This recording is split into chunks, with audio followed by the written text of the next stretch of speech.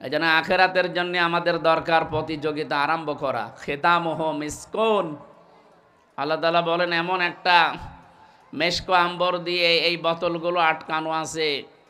ওয়া মিজাজুহু মিন তাসনিম, এই তাসনিম বলা হয় এমন একটা পানিকে যেটা আলাদাভাবে আল্লাহ শুধু জান্নাতি মানুষদেরকে পান করাবেন বলে বানিয়েছেন। পৃথিবীতে এই পানির বর্ণনা নেই। পৃথিবীতে এখন সবচাইতে বেশি দামি পানি যেটা অ্যাকোয়াড্রি ক্রিস্টলা বলা হয়, এটা নেতা আম্বানির স্ত্রী পান করে। খুব দামি পানি এটা। 750 গ্রাম পানির দাম বাংলাদেশের টাকায় 51 লক্ষ টাকা। এ মহিলা যদি 24 ঘন্টার ভেতরে 4-5 বোতলও পানি পান করে, তাও 2 কোটি 2.5 কোটি টাকা লাগে শুধু পানিতে। প্রায় 5 গ্রাম স্বর্ণের ছাই মেশানো আছে তার সাথে। এটা শরীরের জন্য এবং রূপ লাবণ্যের জন্য খুব জরুরি। তাই বলে আপনার স্বামীকে আবার চাপ দিয়েন না যে এই পানি আমারে খাওয়ান, শেষে আপনার স্বামীরে বিক্রি করা লাগবে।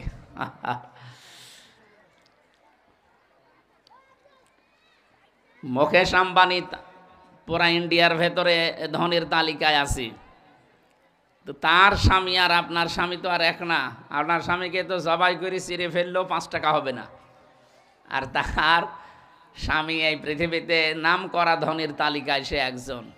মুকেশ আম্বানি, তার স্ত্রী এই নীতা আম্বানি পান করে। এটা খুব দামি পানি। বলেন এক তা হাফ লিটারের চাইতে একটু বেশি, 750 গ্রাম, 1 কেজিও না, 1 লিটারও না, হাফ লিটারের একটু ওপরে।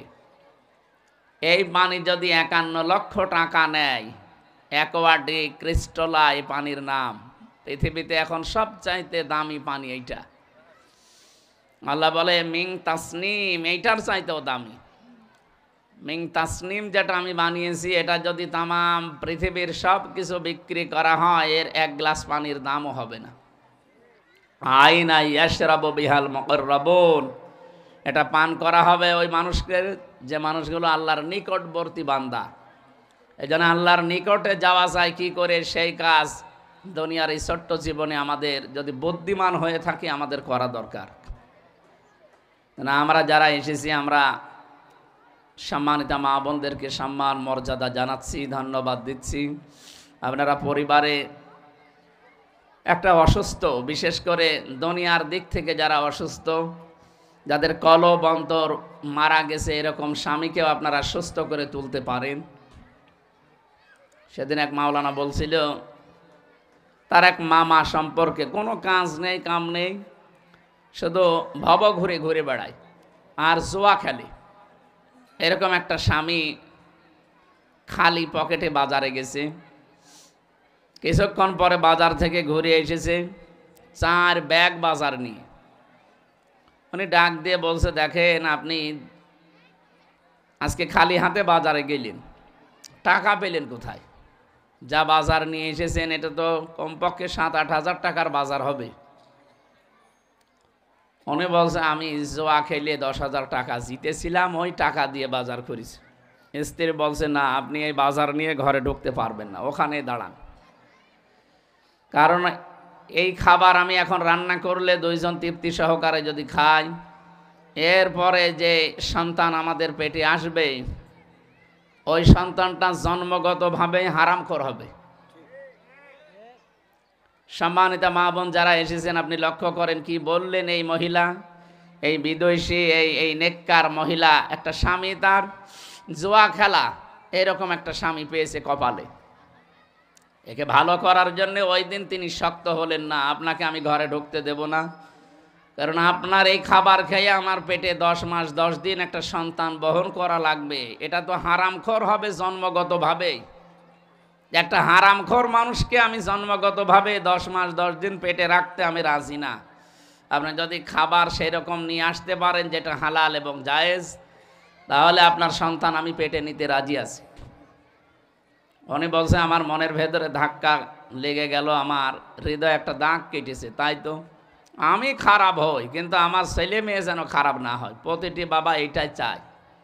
শেষ পর্যন্ত বাজারগুলো ওই দিন আর রান্নাই করেনি, সব বিভিন্ন গরিব দুঃখীকে দান করে দিয়েছে। এবং ওই রাত থেকেই তারা পরিশ্রম করা, যতটুকু যার সাধ্যে আছে এতদিন ভব ঘুরে লোকটা কাজ আরম্ভ করি, এই দেখেন একটা দুনিয়ার অসুস্থ স্বামী বলা হয় একে, দুনিয়ার দিক থেকে তাকে সুস্থ করার জন্যে স্ত্রীর শুধু এতটুকু কঠোরতাই যথেষ্ট। আজ হাজারো স্ত্রী যদি একটু চাইতেন তাহলে আপনার স্বামী অন্তত বাম হাতের ইনকাম বন্ধ করে দিত, যে যতটুকু আছে এটাই আমার যথেষ্ট, দুনিয়ার জীবন আর কি, আজ হোক কাল হোক বিদায় তো নেওয়াই লাগবে। এই জন্য আপনাদেরকে আমি আহ্বান জানাচ্ছি, সূরা আহজাবের যে আয়াত আমরা পড়লাম, বিশ্বনবী মুহাম্মদুর রাসূলুল্লাহ তার স্ত্রীদেরকে ডাক দিয়ে বললেন, ইয়া আইয়ুহান নাবিয়্য, আল্লাহ পাক বলেন, হে নবী, কুল্লি আজওয়াজিকা, আপনি আপনার স্ত্রীদেরকে বলেন, ইন কুনতুন্না তুরিদনাল হায়াতাদ দুনিয়া ওয়া যিনাতাহা, তোমরা যদি দুনিয়ার সাজসজ্জা, দুনিয়ার আনন্দ ফুর্তি, দুনিয়ায় খাওয়া পড়া এগুলোই যদি চাও, ফামা ফাতা আলাইনা ওমাত্তিউকুন্না, এইটা নিয়েই যদি তোমাদের কাছে মুখ্য বিষয় হয় তাহলে এইগুলোর জন্য আমি তোমাদের ছাড় দেই, তার মানে তোমাদের আমি তালাক দিয়ে দেই, তোমাদের আমি মুক্ত করি, তালাক দিয়ে দেই, তোমরা অন্য কোনো জায়গায় সংসার করে আরামে থাকো, আমার দ্বারা দুনিয়ার এই বিষয়ে সাজসজ্জা, খাওয়া দাওয়া, আনন্দ ফুর্তি নিয়ে বেঁচে থাকা সম্ভব না। আমি চাই, কিন্তু এইটাই যেন আমার মুখ্য উদ্দেশ্য হয়ে না যায়, আমি এইটা চাই না। সুতরাং এরকম যদি কেউ আমার কাছে চায় তাহলে সে যেন আমার থেকে মুক্তি নিয়ে নেয়।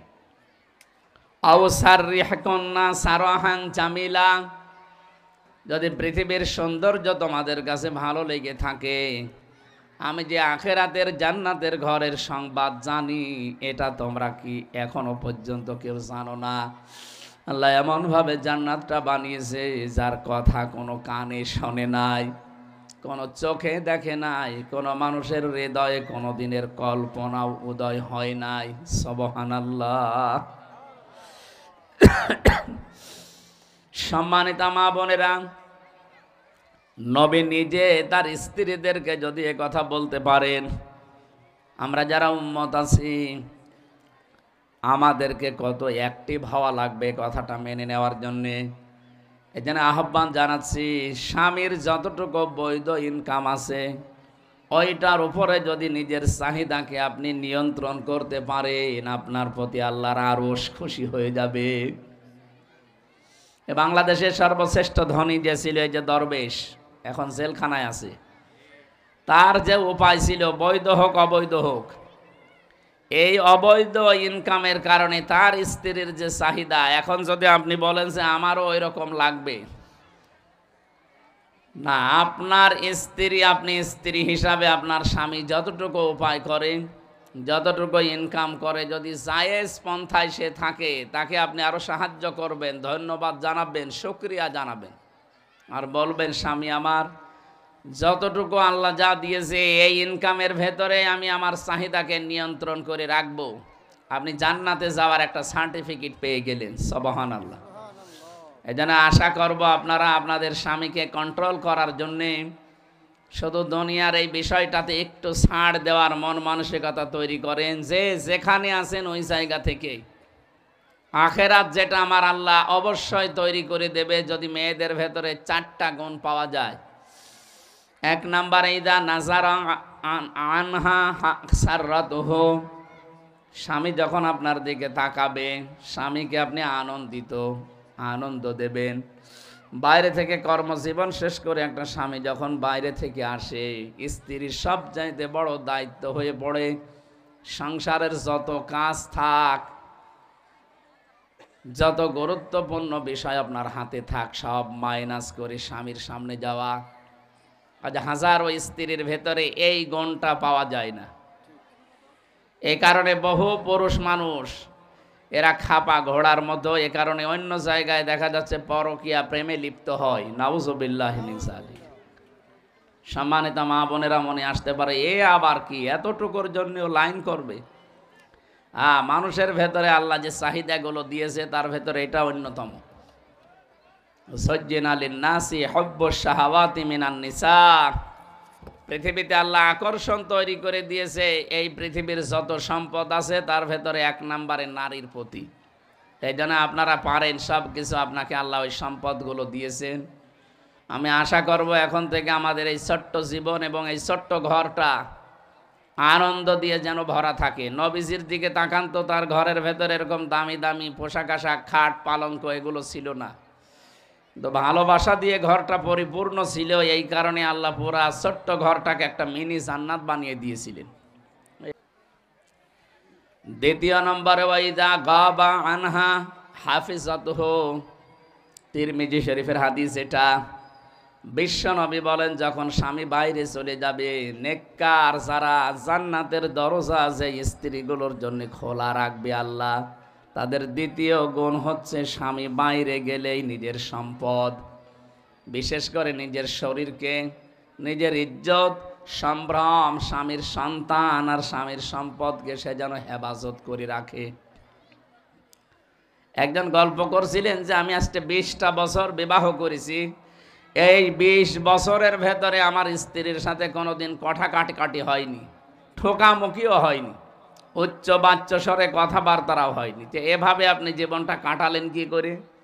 বাসর রাতে স্ত্রীকে আমি জিজ্ঞাসা করলাম যে আপনি কি চান? স্ত্রী আমাকে বলছে, দেখেন আপনার কাছে আমি একজন নতুন মানুষ, আগে একটু পরিচয় হোক, এরপরে আপনার সাথে আমার কথাবার্তা হবে। পরিচয় করার পরে স্বামী আমাকে জিজ্ঞাসা করছে যে আপনি আমার এই কয়েক মিনিট কথা আগে শোনেন। 2-3 মিনিটে আল্লাহ এবং রসুলের প্রতি একটা প্রশংসামূলক কথা বললাম, আলহামদুলিল্লাহি রাব্বিল আলামিন ওয়াসসালাতু ওয়াসসালামু আলা রাসূলিহিল কারীম। এরপরে কয়েকটা কথা তাকে জানালাম যে স্বামী আপনি কি কি পছন্দ করেন আপনার জীবনে, ওইটা আমাকে আজকে শোনান, আমি আপনার পছন্দনীয় কাজগুলো আজকে থেকে করব।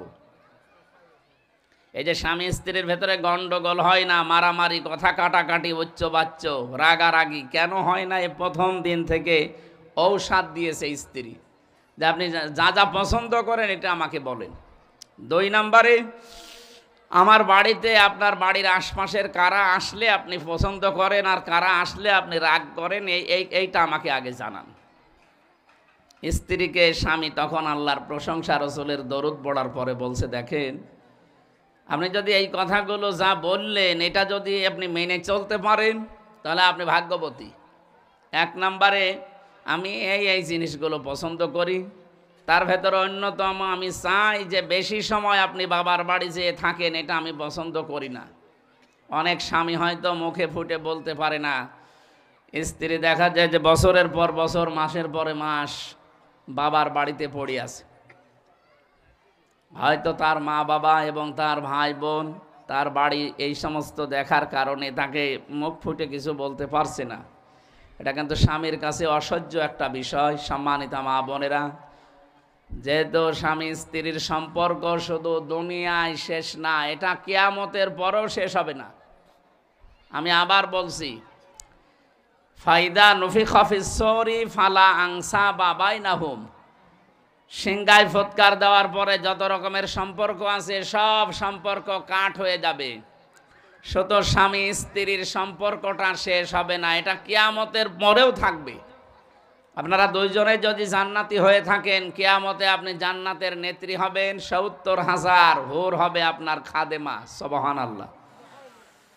এই জন্য এই সম্পর্ক মা বাবার সাথে যেমন, ছেলে মেয়ের সাথে যেমন, ফুফু খালুর সাথে এরকম না, এটা একেবারে অটুট।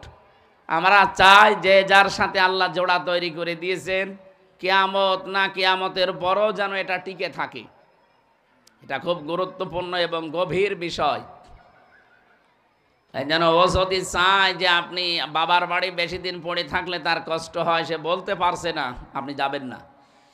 স্বামী বলছে আমি চাই আপনার মা বাবা এবং আপনার ভাই বোন আত্মীয় স্বজন যারা আছে তাদের সাথে সম্পর্ক থাক, কিন্তু আমি বেশি ওখানে যাওয়া পছন্দ করি না। ঠিক আছে, এটা আমি মেনে নিলাম। 2 নম্বর, আমার বাড়ির আশপাশে এই মানুষগুলো সজ্জন এবং তারা চরিত্রবান, এরা যদি আসে আমার অসুবিধা নেই, কিন্তু এই যে এই মানুষগুলোর নাম বলে গেলাম, এরা যেন আমার আশপাশে বাড়িতে না আসে, কারণ এদের চরিত্র ভালো না। নবীজি বলেন আল্লাহ সবচাইতে বেশি ঘৃণা করেন ওই নারীর প্রতি, ওই পুরুষের প্রতি যে পুরুষ তার প্রতিবেশীর স্ত্রীর সাথে ব্যভিচারে লিপ্ত হয়, লাইন করে, পরকিয়া করে, এই মানুষটার প্রতি আল্লাহর আরশ পর্যন্ত কাঁপতে থাকে, নাউজুবিল্লাহ। ওই মহিলাকে আল্লাহ সবচাইতে বেশি ঘৃণা করে যে বাড়ির আশপাশে এবং দেবরের সাথে খোলামেলাভাবে চলে। অনেকে মনে করে দেবর আমার ছোট ভাইয়ের মতো। কে বলেছে আপনাকে?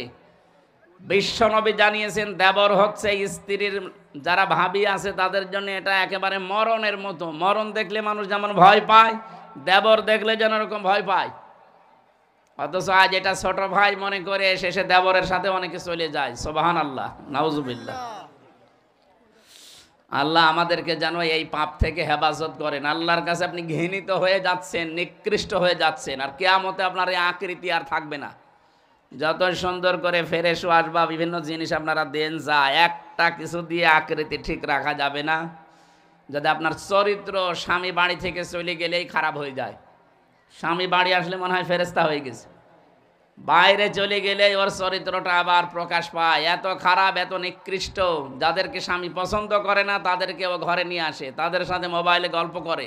এটা হারাম, হারাম এবং হারাম।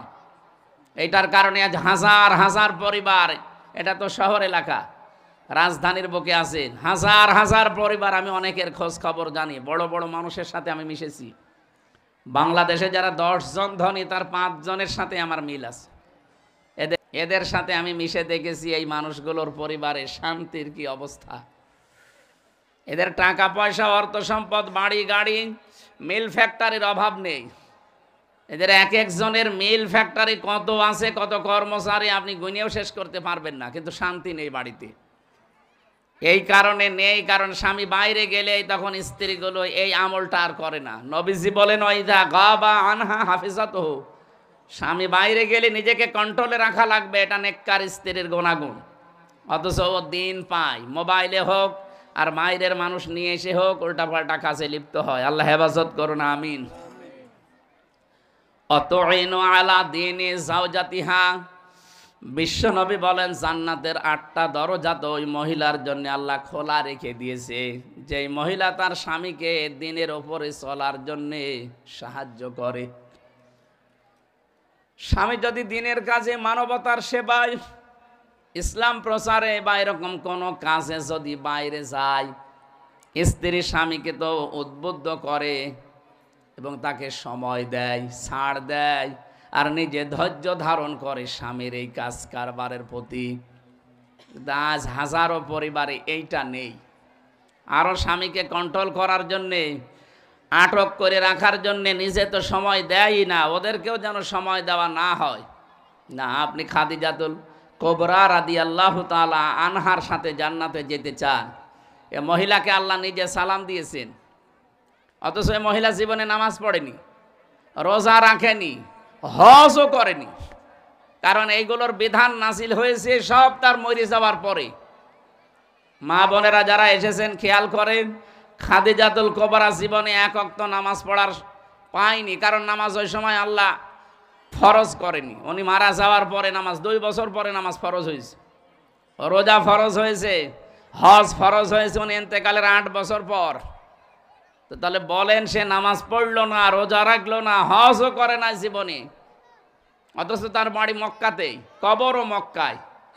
এই মহিলাকে আল্লাহ শুধু সালাম দেয়নি, আল্লাহ বলেন আমি জিবরাইলকে দিয়ে ঘোষণা দিয়েছিলাম যে জান্নাতে আমি আলাদাভাবে একটা প্রাসাদ বানিয়েছি খাদিজার জন্য, আলাদা। সুবহানাল্লাহ। এই একটাই মাত্র কারণ ছিল, তার স্বামীকে ছাড় দিত দিনের কাজে। নিজের অর্থ সম্পদ যা ছিল আল্লাহ তাকে যা দিয়েছিলেন, ওই জামানায় হজরতে খাদিজা 3 নাম্বার ধনীর তালিকায় ছিল পুরা আরব জাহানে। এত ধনী মানুষ স্বামীকে, স্বামীর পেছনে ইসলাম প্রসারে, ইসলাম প্রসারে, ইসলাম কায়েমে, মানবতার সেবা করার জন্যে স্বামীকে তো ছাড় দিয়েছে এবং অর্থ সম্পদও স্বামীর 2 পায়ে ঢেলে দিয়েছে। আল্লাহ এই একটা কারণে এত বেশি খুশি হয়ে তাকে জান্নাতের সুসংবাদ এবং জান্নাতে আলাদা একটা ঘর তার জন্যে আলাদাভাবে বানিয়ে রেখেছেন। 2 জন মহিলার জন্য আল্লাহ ঘর বানিয়েছেন। একজন ঘর বানানোর জন্য আহ্বান জানিয়েছিলেন হজরতে আসিয়া। তিনি বলেছিলেন, হে আল্লাহ তুমি ইনদাকা বাইতাং ফিল জান্নাহ, হে আল্লাহ তুমি আমার জন্য জান্নাতে একটা ঘর বানিয়ে দাও। আর খাদিজাকে আল্লাহ সংবাদ পাঠিয়েছে যে আমি নিজে তার জন্য একটা ঘর বানিয়েই রেখেছি অলরেডি। সুবহানাল্লাহ। এই জন্য শুধু নামাজ পড়া, রোজা রাখা আর কালো বোরকা পরায় আপনার ইবাদত না। স্বামী যদি দিনের কাজ, ইসলামের কাজ, মানবতার কাজ করে বেড়ায়, মানুষের উপকার হয়, এরকম কাজ করলে আপনি নেককার স্ত্রী বাড়িতে বসে বসে তাকে খাদিজার মতো সাহায্য করবেন, তাকে সহযোগিতা করবেন, শেষে উদ্বুদ্ধ করবেন, ছাড় দেবেন। আপনার জন্যও খাদিজাতুল কুবরার মতো না হলেও এরকম কাছাকাছি আল্লাহ কিছু বানিয়ে রাখবে ইনশাআল্লাহ। 4 নম্বরে, স্বামী যদি কোনো জায়েজ কাজের আদেশ করে, আবার বলছি, স্বামী যদি কোনো জায়েজ কাজের আদেশ করে, ওটা যদি জায়েজ হয়, জীবন থাকতে আপনাকে মানা লাগবে। আর জীবন চলে গেলে তো আলাদা, জীবন থাকতে মানা লাগবে যদি ওটা জায়েজ হয়। অনেক স্বামী চায় যে আমার মা বাবা আমার সাথে থাকলে আমার ভালো লাগে, কিন্তু অনেক স্ত্রী এটা চায় না। এটা কি জায়েজ নেই? 100% জায়েজ। এরপরও আপনি চান না, আপনার এই ছোট মনের কারণে। মনে করেন আমার সম্পদ কমে যাবে, আমার খাবার কমে যাবে। কেন? খাবারের মালিক কি আপনি নাকি? বলেন তো, খাবারের মালিক কে? এ কথা যারা বলে যে রিস্কের মালিক আল্লাহ, এই মহিলা রাগ করে কোন কারণে? দুনিয়ায় আসার 50,000 বছর আগে আপনাকে আল্লাহ লিখেই পাঠিয়েছেন যে আপনি এই খাবার খেতে পারবেন, এটা পারবেন না, এতটুকু লিখাই আছে। তা আপনার স্বামীর মা বাবা, স্বামীর ভাই বোন থাকুক আর না থাকুক, আপনার কি? রিস্ক নিয়ে এবং এই সাজসজ্জা, আনন্দ দুনিয়ার এইগুলো নিয়ে আপনাকে তো চিন্তা করার দরকার নেই, কারণ এগুলোর হাত আল্লাহর হাতে।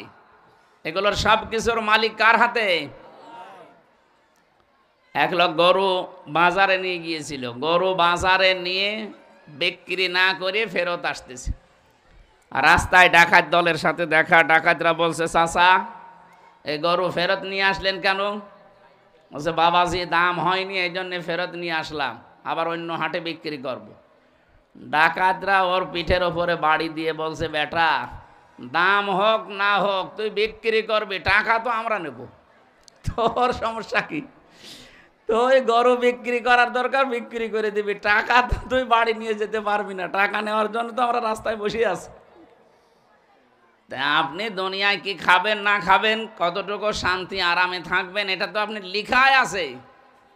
তা আপনি ওই স্বামীর মা বাবাকে কাছে পেলে মন খারাপ হয়ে যায়, আর নিজের মা বাবা পেলে অনেক আবার আনন্দ লাগে না। এটা ছোট মন যাদের, তাদের আচরণ। আপনার মন তো ছোট না, আপনার মন তো অনেক বড়। আর আপনি রাজধানীতে আছেন, এত বড় জায়গায় থাকার পর প্রশ্ন আসতে পারে, হুজুর ওরা আসলে আমার না খেয়ে থাকা লাগে, আমার একটু কম পড়ে যায়। আপনি কি ফাতেমা তো জোহরার চাইতেও কষ্টে আছেন?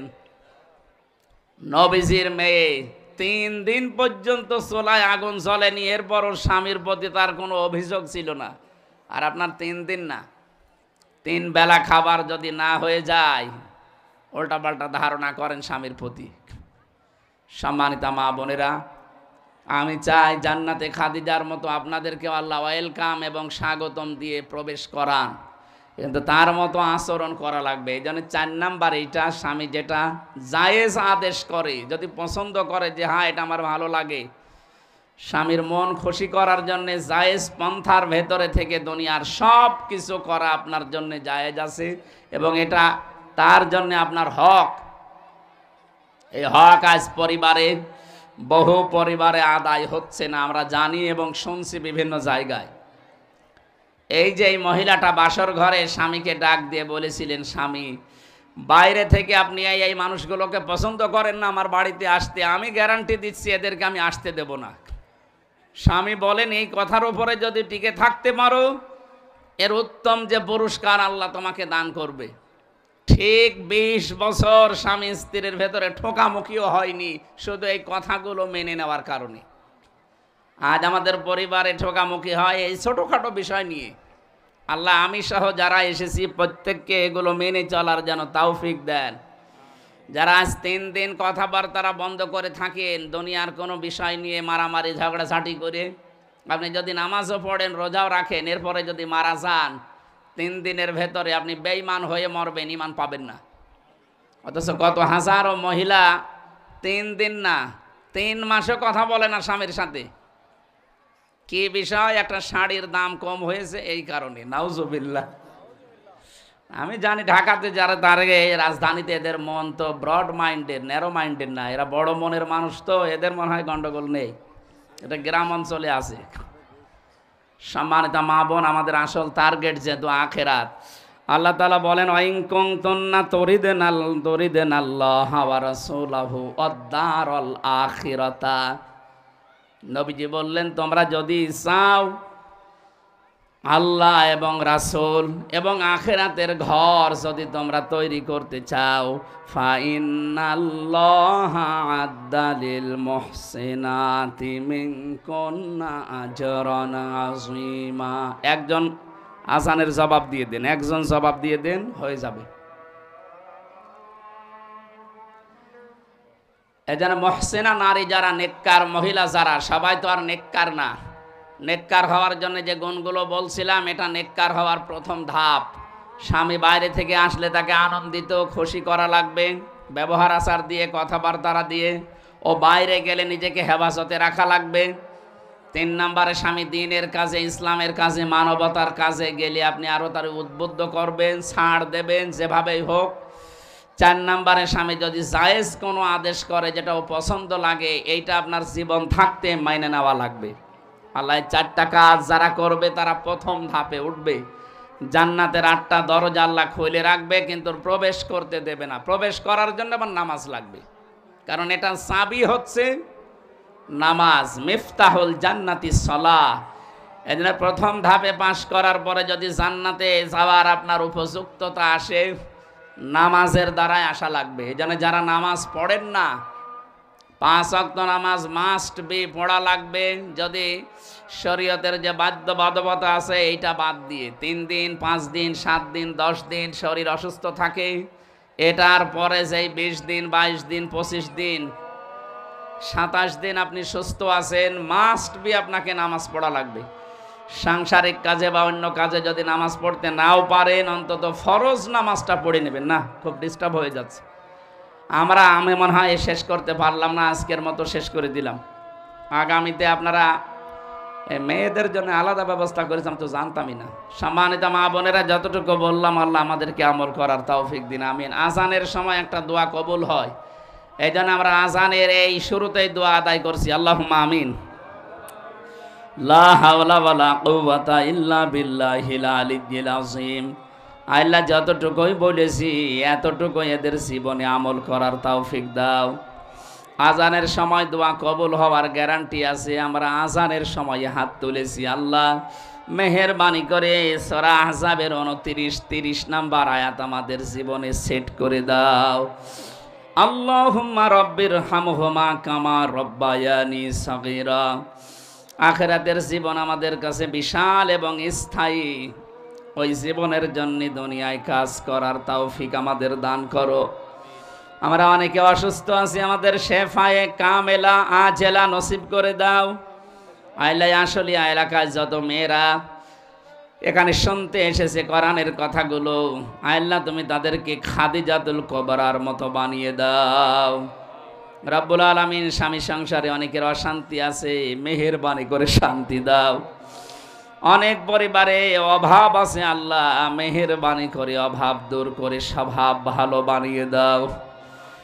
আল্লাহ স্বামী স্ত্রীর ভেতরে মিল মহব্বত তৈরি করে দাও। স্বামীকে তুমি এই মেয়েদের জন্য বাধ্য করে দাও। আল্লাহুম্মা গফিরলি ওয়ারহামনি ওয়াহদিনি ওয়াফিনি ওয়ারযুকনি ইয়া রাব্বাল আলামিন। জাবালে নূর ইসলামিয়া দাখিল মাদ্রাসা যারা লেখাপড়া করছে, দিন শিখছে, আল্লাহ এদের মেধা স্মৃতি খুলে দাও। কোরআন হাদিসের জ্ঞান তাদেরকে বদ্ধমূল করে দাও। যেই সন্তানগুলো লেখাপড়া করে এদেরকে যেই মা পেটে নিয়েছে, মায়ের পেট তুমি খাদিজার মতো বানিয়ে দাও। এলাকায় মাটির নিচে যারা ঘুমিয়ে আছে, আল্লাহ কোরআনের ইজ্জতে তাদেরকেও মাফ করে দাও। আল্লাহুম্মা রাব্বির হামহুমা কামা রব্বায়ানি সাগীরা। জনাব আবুল কাশেম ভাই এ বিশাল আয়োজনে যারা তার সাথে সহযোগিতায় এসেছে, আল্লাহর আজানের সময় আমি আবার বলছি দোয়া কবুল হয়, এজন্য তাদেরকেও কবুল করে নাও। এই বাজারে যারা ব্যবসা বাণিজ্য করে এদের ব্যবসা বাণিজ্যে বরকত দিয়ে দাও। মা বোন যারা এসেছেন এদের শরীরকে সুস্থ রাখো। হাজারো রোগ শোক যাদের আছে আল্লাহ কোরআনের ইজ্জতে তুমি শেফায়ে কামেলা আজেলা দিয়ে দাও। রব্বানা যালামনা আনফুসানা ওয়া ইল্লাম তাগফির লানা ওয়া তারহামনা লানাকুনান্না মিনাল খাসিরিন। মহান বিজয় দিবস আজকে। রব্বুল আলামিন এই দেশটা যেমন তুমি স্বাধীন করে আমাদেরকে দিয়েছো, কিয়ামত পর্যন্ত এর স্বাধীনতা অক্ষুণ্ণ রাখো। বাইরের দেশগুলোর যে চক্রান্ত চলছে এই শকুনদের চক্রান্ত থেকে আমাদের বাঁচাও। এ দেশটাকে আল্লাহ তুমি নিজের হাতে তুলে নাও। কোরআনে কারিম এই দেশে কায়েম করার মাধ্যমে বাংলাদেশের স্বাধীনতা সার্বভৌমত্ব তুমি অক্ষুণ্ণ করে দাও। যারা শহীদ হয়েছে এই দেশে 2024 এবং 1971 সালে প্রত্যেকটি শহীদকে তুমি শাহাদতের সর্বোচ্চ মাকাম দান করো। কত মহিলা এখানে বসে আছে, নিজের বাবা মা আত্মীয় স্বজন ভাই বোন ছেড়ে যারা স্বামীর বাড়িতে পড়ে আছে মাসের পর মাস, বছরের পর বছর। আল্লাহ তাদের মনকে তুমি ধৈর্য এবং সহ্য দিয়ে পরিপূর্ণ করে দাও। স্বামী সংসারে আবার বলছি আল্লাহ তুমি শান্তি দান করো। আল্লাহ অনেকের সন্তান হয় না, আল্লাহ তাআলা মা ডাক শোনার জন্যে বাবা ডাক শোনার জন্যে আগ্রহ নিয়ে আসে। একটা সন্তান তাদেরকে দিয়ে কল ভর্তি করে দাও। ছেলে মেয়ে যাদেরকে দিয়েছো আল্লাহ তাদের ছেলে মেয়েগুলোকে মানুষের মতো মানুষ বানাও। কখন কার কাছে মরণ চলে আসে জানি না। আল্লাহ আবার বলছে যে আয়াত থেকে পড়েছি, এর মূল আলোচনা দুনিয়ার চাইতে আখেরাতকে প্রাধান্য দেওয়া। তোমার ওই বানানো জান্নাত পাওয়ার জন্য প্রতিযোগিতা আরম্ভ করা। আজকে থেকে আমরা যেন স্ব জায়গা থেকে জান্নাত পাওয়ার জন্য প্রতিযোগিতায় নামতে পারি, তৌফিক দাও। আলহামদুলিল্লাহি রাব্বিল আলামিন। লা ইলাহা ইল্লাল্লাহু মুহাম্মাদুর রাসূলুল্লাহ।